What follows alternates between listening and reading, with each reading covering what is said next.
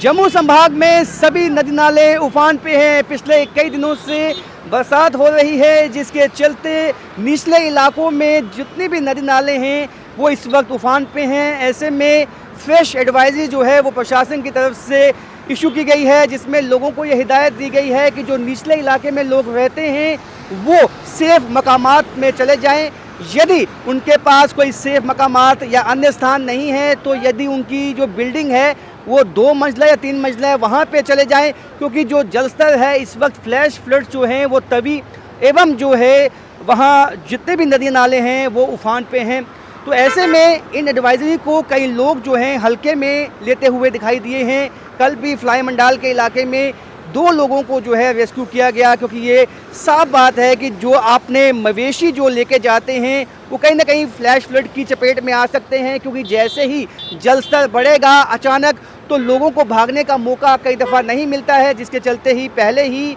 प्रशासन की तरफ से तमाम उन इलाकों में जाके लोगों से कहीं ना कहीं अपील की गई है कि आप किसी अन्य स्थान पर चले जाएं, या जो लोग अपनी गाड़ी जो है वो पार्किंग तवी के आसपास करते हैं तो उनका नुकसान हो सकता है, वो तवी के आसपास अपनी गाड़ी को पार्क ना करें। क्योंकि पिछले साल आपको याद होगा कि कई ऐसे इलाके जम्मू के लो लाइंग इलाके हैं जो तवी के आसपास बचे हैं, जहाँ पे जब लोगों का काफ़ी नुकसान हुआ था, जान का भी हुआ और माल का भी नुकसान हुआ, केवल इसलिए कि लोगों ने जो एडवाइजरीज जो प्रशासन की तरफ से इशू की जाती हैं उनकी पालना नहीं की थी। तो ऐसे में अब खुद जो है जम्मू कश्मीर पुलिस के जवान, SDRF, NDRF के जवान उन लो लाइंग इलाकों में जाके लोगों से अपील करते हुए दिखाई दे रहे हैं कि आप सुरक्षित स्थानों पर चले जाएं, क्योंकि आने वाले 24 घंटों तक यही इम्कान है कि इसी तरह का मौसम जो है वो बना रह सकता है। ऐसे में जो पहाड़ी इलाकों पे बादल फटने की घटनाएं होती हैं उससे तवी नदी में, चनाब नदी में पानी जो है वो ज़्यादा आ सकता है, जिससे